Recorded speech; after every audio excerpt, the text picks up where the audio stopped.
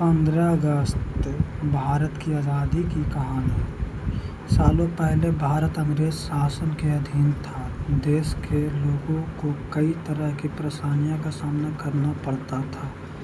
धीरे धीरे आज़ादी की इच्छा पूरे देश में मजबूत होने लगी। 1857 में अंग्रेज शासन के खिलाफ एक बड़ी विद्रोह हुआ। इसके बाद भी स्वतंत्रता की लड़ाई कई दशकों तक चलती रही।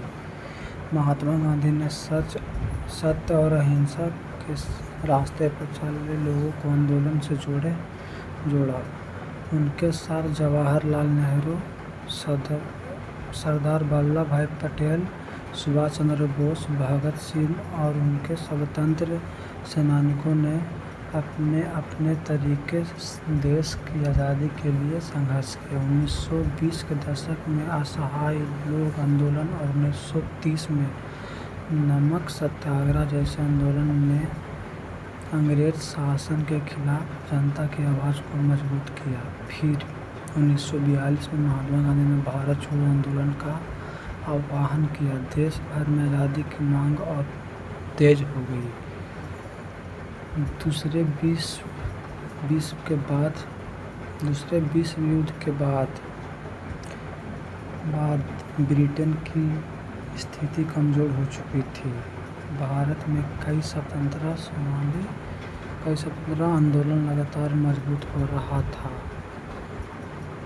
आखिरकार ब्रिटिश सरकार ने भारत को स्वतंत्रता देने का फैसला किया। 14 अगस्त 1947 की रात दिल्ली में लोग इतिहास बदलने वाले पल का इंतजार कर रहे थे। आधी रात के समय भारत ने स्वतंत्र राष्ट्र के रूप में एक नए युग को कदम रखा।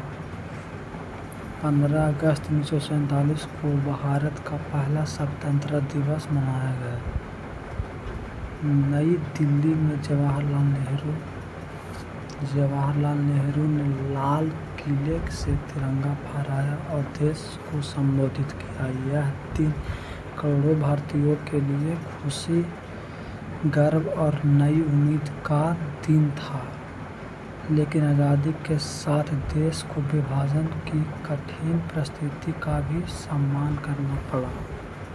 करना पड़ा।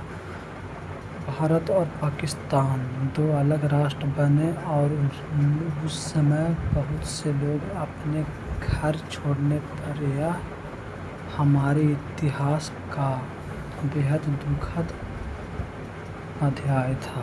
फिर भी स्वतंत्र भारत ने आगे बढ़ने का संकल्प किया। देश ने लोकतंत्र को अपनाया और अपने भविष्य का निर्माण शुरू किया। आज हर साल 15 अगस्त को हम स्वतंत्र दिवस मनाते हैं। स्कूलों में तिरंगा फहराया जाता है, राष्ट्रगान गाया जाता है और स्वतंत्रता सेनानी को याद किया जाता है। 15 अगस्त हमें याद दिलाता है कि आज़ादी आसानी से नहीं मिली थी। इसके पीछे लंबे समय तक चले संघर्ष, त्याग और लाखों लोगों की उम्मीद थी।